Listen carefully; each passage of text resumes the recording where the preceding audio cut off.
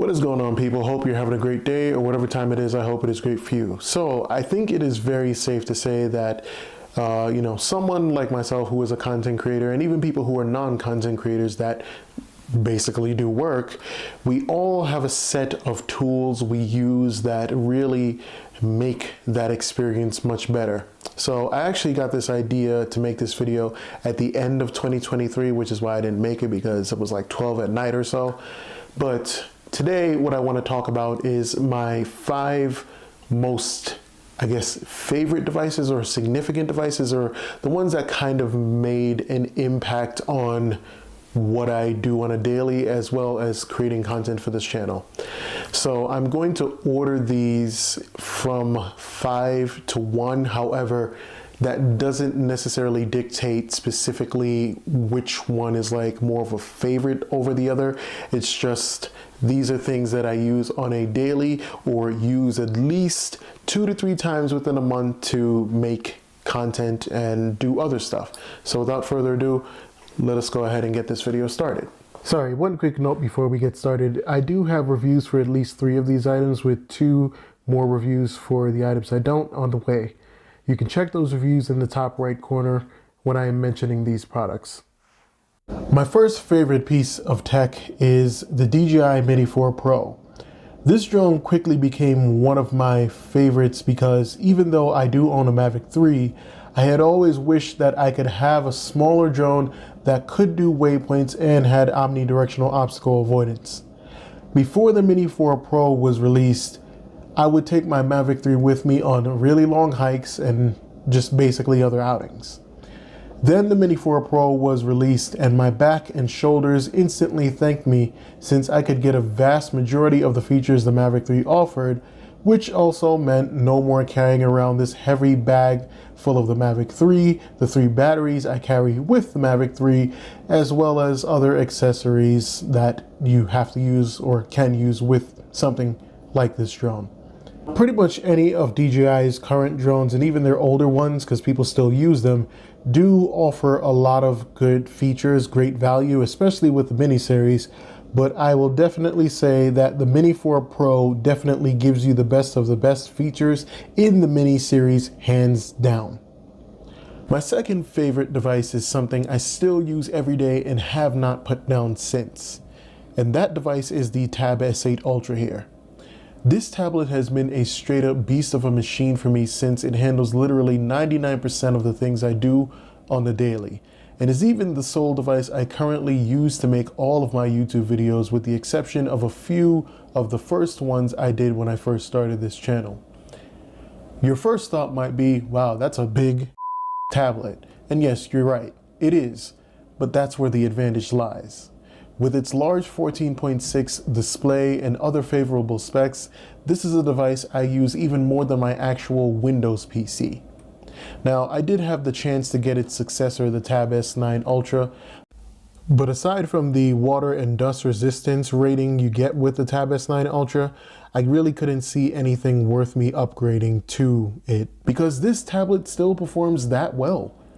The Tab S9 Ultra will probably make it into my hands eventually for review, but needless to say, this is a downright amazing tablet, and you most likely won't be able to find something this big and light that can handle near 99% of your daily workload, especially when you can find it for a good price.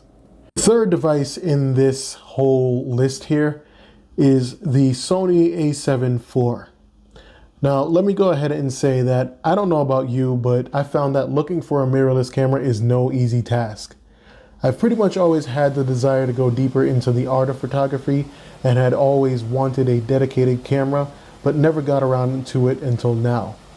I had tried the Sony ZV-E10 and the Sony A6600 before settling on the A7IV, and ultimately this just feels right as a first permanent camera, due to a lot of reasons. Now, I don't actually have a review for this one yet, but I did make a video explaining some of the reasons I stuck with this one if you're interested. The video, of course, is in the upper right hand corner, and eventually I will get around to doing a full-on review of this and post that in the description of this video whenever I get around to it. The fourth device in this list is not particularly about the version, or rather the iteration of it, but more so the series itself. The series I'm talking about is the Samsung Z Fold series.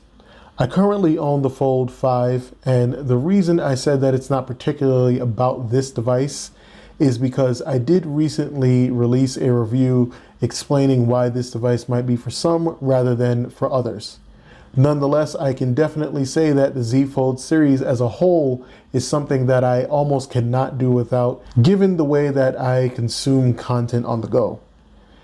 There have been plenty of times where I've been out on a hike and I was definitely really grateful for the fact that I had an expanded view to look at a map, and even something like being able to watch videos on a bigger display, or even type up a quick Word document I needed to get started before I got to a bigger device. All in all, let me be the first to say that nobody needs a foldable, but everybody can benefit from the experience of having a bigger view of the content they consume on a daily basis. And sure, you can definitely get that from many other phones and even other foldables, of course. However, the overall experience in relationship between software and hardware is just best done on Samsung phones right now, for whatever that's worth. So the last item in this list is this. No, not the camera, because I already talked about that, but rather what's on the actual camera. So that is this right here, the lens that's on the camera, and that is the Sony 24-105 f4G.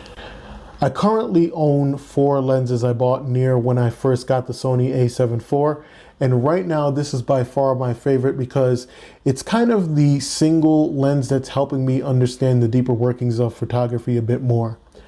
The versatile 24mm to 105mm focal length has made it so that I have to be more intentional with the photos I take and how to go about taking them. But it also gives me a decent amount of focal length to use while I'm trying to compose certain shots. It's also the lens I use right now to test and understand the relationship between aperture and sharpness within photos, among other concepts in photography. It's definitely not the best lens out there, but I do definitely love how aesthetically pleasing it looks, as well as having fun testing this lens to its limits.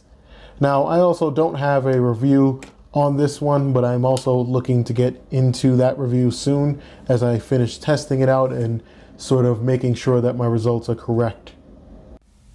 All right, so that is my list of 5 devices I use pretty frequently, extremely frequently. And these are the devices I have been using in 2023 and will be using to some point in 2024, provided that they don't come out with an update or an upgrade or something like that. But overall, yes, these are the tools I use to help create content for this channel. Just thought I would share. This is my 2023 video in 2024 because we're like days in, but yeah. Essentially, like I said though, there are reviews for every single item here, with the exception of the camera and the lens. Right now, I'm pretty much working on that. So whenever I get the time to do so, I will definitely put those up. But if you'd like to see those reviews, they will be in the description, as well as they were in the top right corner. And yeah, overall, hopefully you enjoyed just a little sort of insight look into the tools I use. There are also affiliate links in the description, and those would help me out if you're interested in purchasing one of these things. But as always, wherever you are in the world, have a great day, a great afternoon, a great evening, or a great night, and I will see you in the next video. Thank you for watching.